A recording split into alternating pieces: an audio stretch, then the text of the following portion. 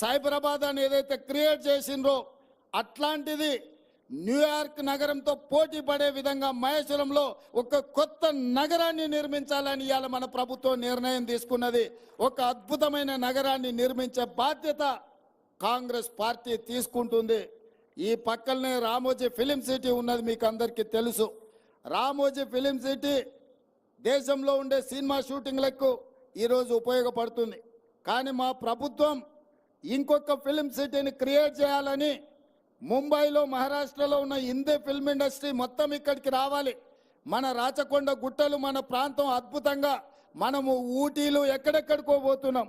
ఒక్కసారి మునుగోడు వెనుక ప్రాంతము, ఇబ్రాహీంపట్నం ముందు ప్రాంతం, రామోజీ ఫిలిం సిటీ పక్కల నుంచి ఆ తండాలకు నేను ఎన్నికల ప్రచారంలో పోతే అద్భుతంగా మనకు ఊటీ కంటే అద్భుతంగా మన ప్రాంతం కనిపించింది.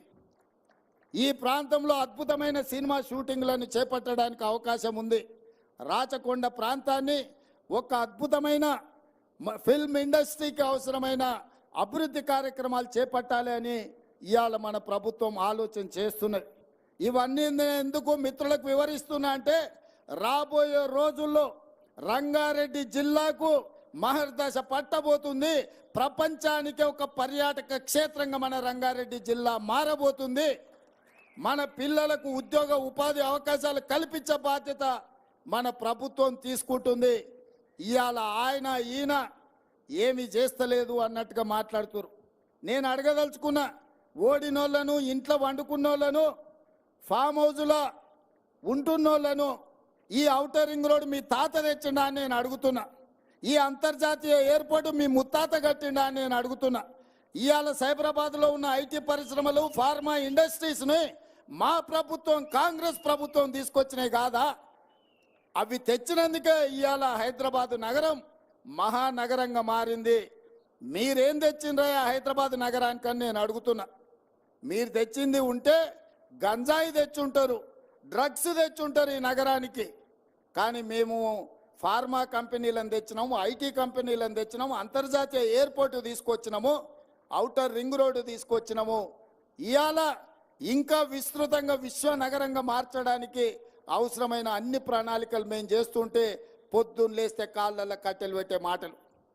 అయిపోయింది అయిపోయింది, కూలిపోయింది కూలిపోయింది అని. అన్నోడు ఏడున్నాడా? ఇప్పుడు ఎన్నని కనిపిస్తుండా? ఉన్నాడా? రోజు లెక్క పెట్టుకుంటున్నాడు, ఎవరుండ్రు ఎవరు పోయినరాని.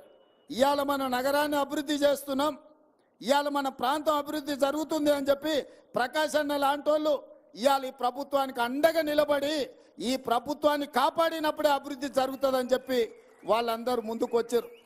ఎగ్గ మల్లేశం దగ్గర ఎన్ని పైసలునో మీకు తెలుసు, నేను చెప్పాల్సిన పని లేదు. అవునా? రిజర్వ్ బ్యాంకులో ఏమైనా తక్కువ కడితే కూడా అప్పించడానికి నగదు ఉంది. ఇవాళ వాళ్ళందరూ మనకు ఎందుకు మద్దతు పలుకుతారు అంటే, అరే తెచ్చుకున్న తెలంగాణ మనం బాగు చేసుకోవాలనా? సార్ ఏదో కష్టపడుతాడు, మేము కూడా మా శాతనైన కాడికి సాయం చేస్తే బలపడతాడు, బలపడితే తెలంగాణ అభివృద్ధి అవుతుందన్న ఆలోచనతో వాళ్ళందరూ ముందుకు వచ్చారు. ఏముందే నా దగ్గర ఇవనీకే? ఏముంది చెప్పురు? నా అంగి అమ్మితే ఏం రాదు, లాగమ్మితే కూడా ఏం రాదు. ఏమిస్తాను నేను వాళ్ళకు? ప్రకాశ్ అన్నకో ఎగ్గ మల్లేశంకో ఏమి ఇవ్వగలిగినాము? వాళ్ళు ఏంటంటే మన ఆలోచన విధానాన్ని నచ్చి ఈ ప్రభుత్వాన్ని పడగొడతామని ఇద్దరు అచ్చోసిన ఆంబోతులాక ఊరు మీద ఇడిచిన మైసమ్మ పోతులు ఉంటాయి కదా, అట్లా మన మీద బీఆర్ఎస్ వాళ్ళు, బీజేపీ వాళ్ళు పడగొడతాం అంటారు. మీరు వడగొడతామని అంటే మేము నిలబెడతామని వాళ్ళు ముందుకు వచ్చారు. ఇవాళ ఓ పక్కన బీఆర్ఎస్ వాడు, ఒక పక్కన బీజేపీ వాడు ఏడుంటుందా?